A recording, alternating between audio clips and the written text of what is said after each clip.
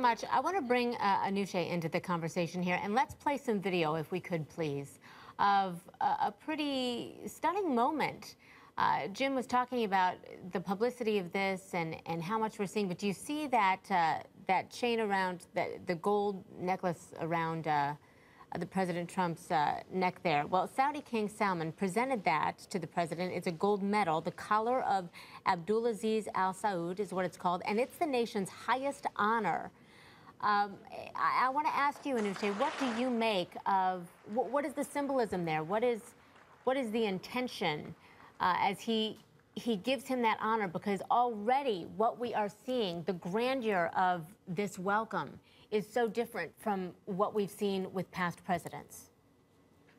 Well, I think that Donald Trump has always kind of taken a softer stance when it's come to Saudi Arabia. You know, they were left off of his famous Muslim ban list and also his executive order barring Muslim immigrants from the U.S.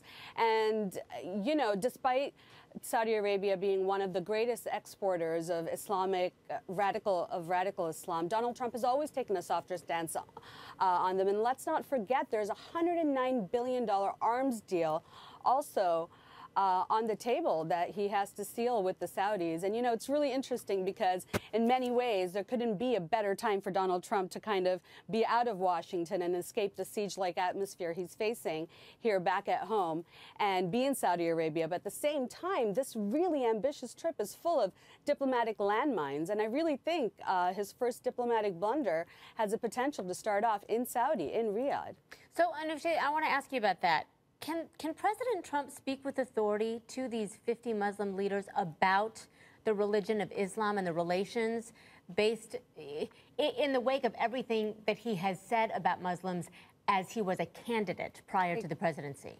You know, frankly, Christy, I think it's offensive for Donald Trump to be, you know, even attempting to be pontificating on Islam, especially in Saudi Arabia, which is the birthplace of Islam and the place of some of Islam's holiest sites. I think it's completely offensive, and he should take this opportunity not to preach and lecture to the Muslim world, but frankly apologize and listen and learn. I mean, let's not forget that this president ran his entire political campaign on anti-Muslim rhetoric, on anti-Muslim sentiment, and I really don't think he's the right messenger for a message, to bring a message of peace and unity to the Middle East. Alex Pappas, let me bring you into this conversation. What do you think of that? Is he the right person, or do the Saudis really care so much about what was said during a campaign? Can they write it off and say, hey, he was saying that just to get elected? Well, he's president of the United States, so obviously they care what he has to say about this. You know, we were talking earlier about whether he would use that phrase radical Islam in this sort of speech. A lot of people thinking perhaps maybe he will take a more kind of moderate tone because the president does, you know, play to his audience. Jim Acosta makes an interesting point that Stephen Miller is one of the guys who's one of his aides who's helping him write the speech. He's a former aide to Jeff Sessions. He's a true believer. You know, if he has a really strong hand in this speech, that would be an indication that Trump is not necessarily going to take the most moderate tones here and would still, you know, speak in sort of ways he did during the campaign.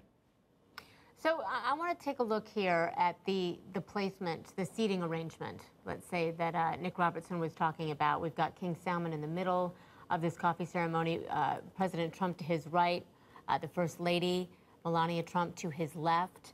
Anushay, as I understand it, you know, a lot of families do business together in Saudi Arabia.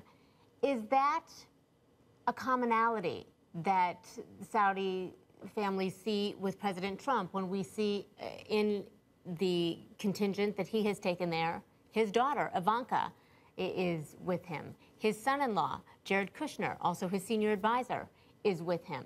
Is there a commonality there that they share that Saudis are focusing on? There is a commonality, but I really don't think that's one that you want to highlight. I mean, we're not talking about a great example of democracy when it comes to the Kingdom of Saudi Arabia. Let's not forget that women are still fighting for the right to drive, still fighting for the right to vote in Saudi Arabia. And, you know, you'll notice that Ivanka Trump is not wearing a headscarf, which is, you know, something that a lot of foreign dignitaries and their spouses don't necessarily have to abide by. But in Saudi Arabia, women are legally required not only to have a male guardian, for simple things such as being allowed to travel, such as being allowed to seek medical attention, but they do also have to be covered from head to toe. So it's an interesting note that neither Melania or Ivanka have chosen not to wear the headscarf.